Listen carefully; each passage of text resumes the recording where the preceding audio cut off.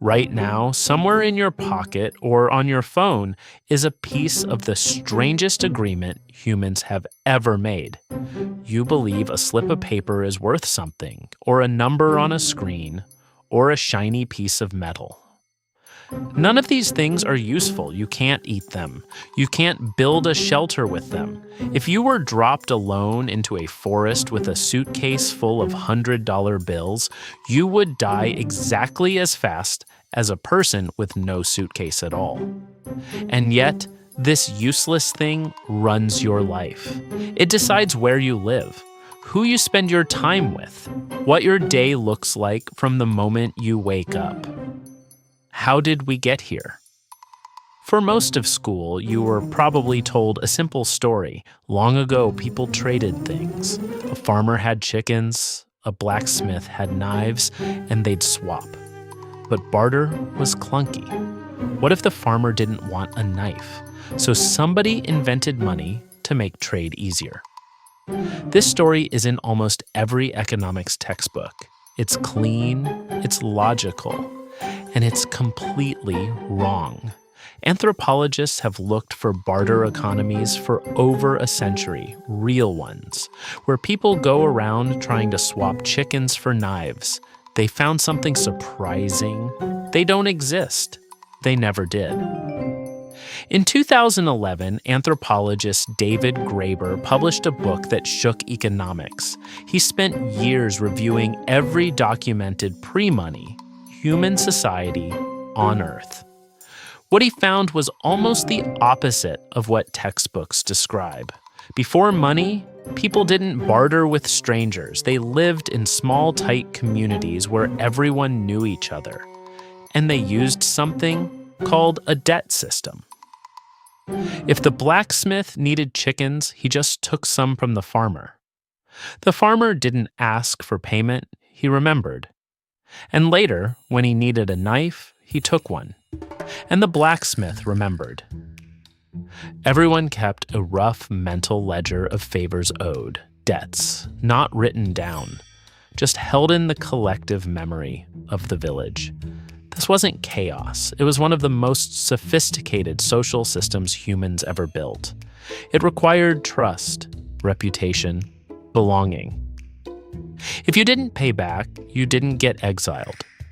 You got worse. You got looked at differently. And in a village of 100 people, that was a fate worse than any prison. Debt came first.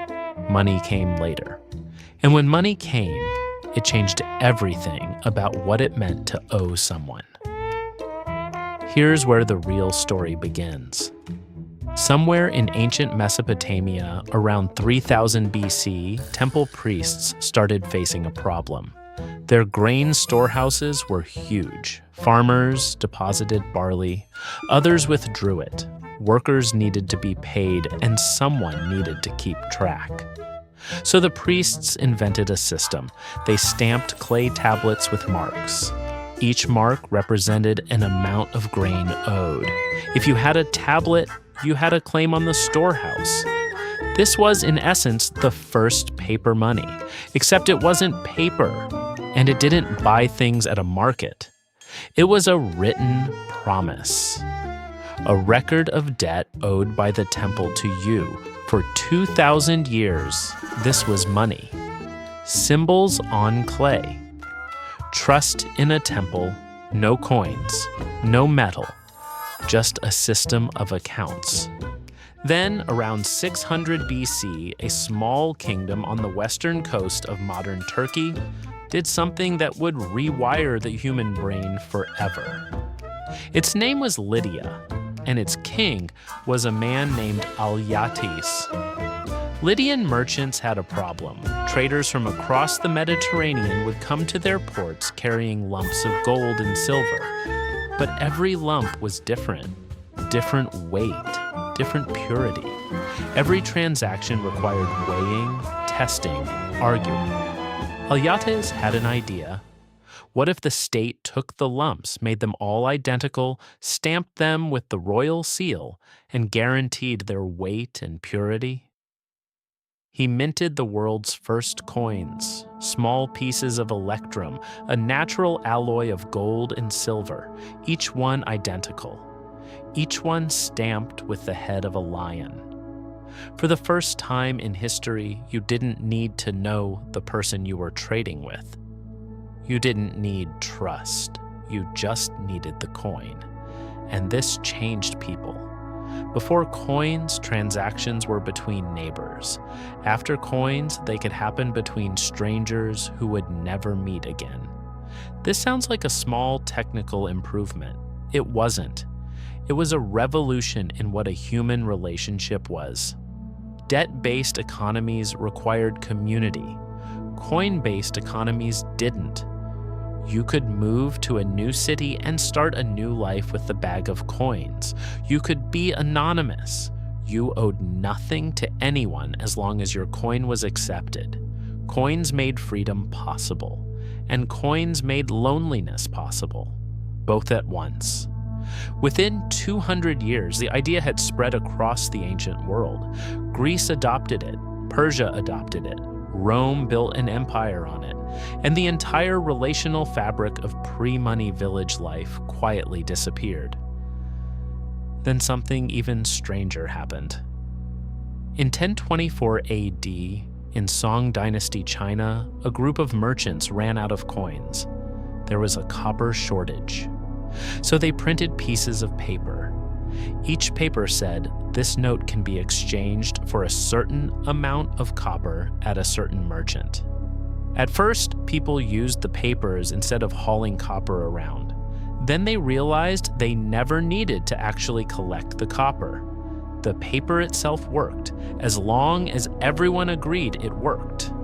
Paper money was born, and what the Chinese discovered terrifyingly is that money doesn't actually need to be backed by anything. It just needs to be believed in.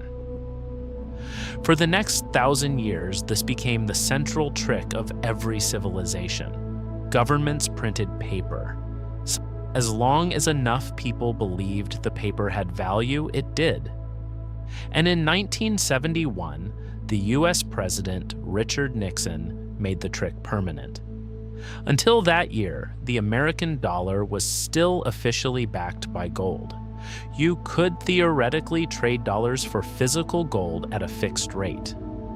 On August 15, 1971, Nixon quietly ended it.